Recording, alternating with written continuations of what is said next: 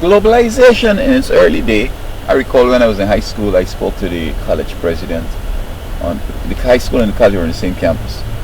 And so I spoke to the president. I say, globalization seemed to be something great. I mean, we have flights and a whole bunch of things that make us feel as if television and so on that like we won. But he chuckled and he said, this is leading to the, what we talk about, the Antichrist and the New World Order. Well, he didn't talk about New World Order then, but the Antichrist, and we know that there's going to be a one world government attempt at least.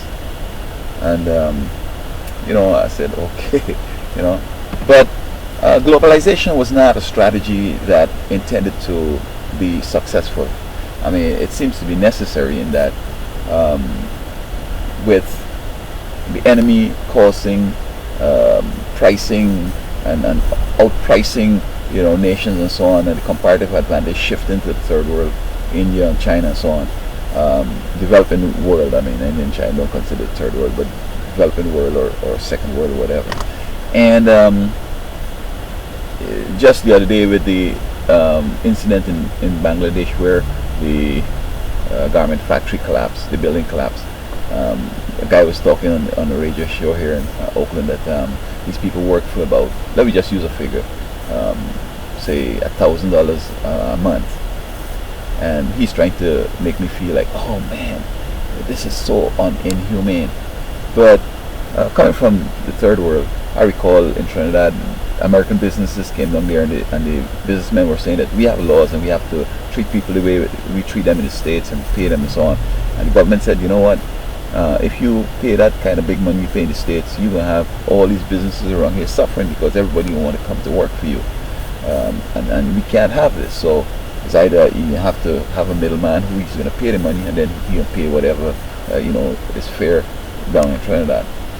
And so the money that he's talking about that these people are receiving is a lot better than what they would even earn on welfare or working and so on. I mean, that's why they fight for the job, and that's why they hold on to it, because the pay is good, the conditions and all that. I mean, that's the way they operate in their country. And when you compare international standards to theirs, it looks inhumane and all that. But I mean, these bleeding heart folks, I don't really know what they're trying, because if you were to bring the production back of those things up here, garment for example, I mean, you can't even buy a vest or a brief or socks because it's going to be so expensive. The president makes $5 million a year, the manager and all these make a whole bunch of money. So it's like, it's going to be, you're going to still have to go back and find these products from Asia or wherever, India, to buy. And so globalization in a way has helped make things a little more reasonable. It seems in the States you get things cheap from wherever and so on, but these guys still market up because they have the high profits they want to make and they have the shareholder and all that kind of stuff. But globalization in its concept wasn't necessarily to work. It was to bring the world to its knees.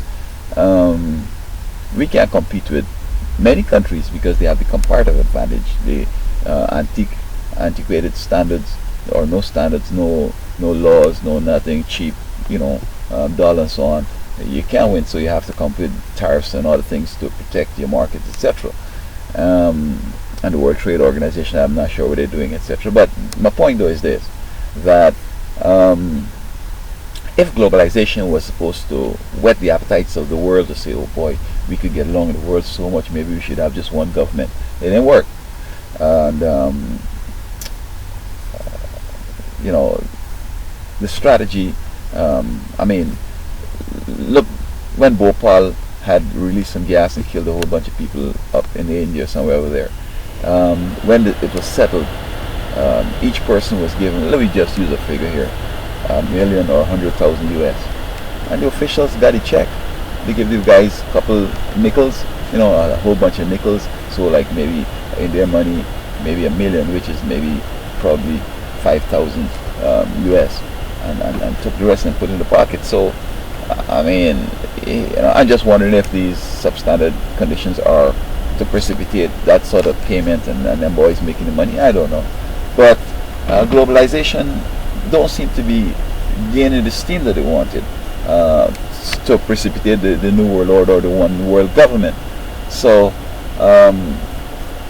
I mean, these people have been trying for the longest while, and 50 years ago and so on, they started to do some things that have matured now and ready to, in their view, maybe bring on what they want to bring on, but all it's bringing on is chaos and a whole bunch of problems, and still the world is not going to go the way they want it to go.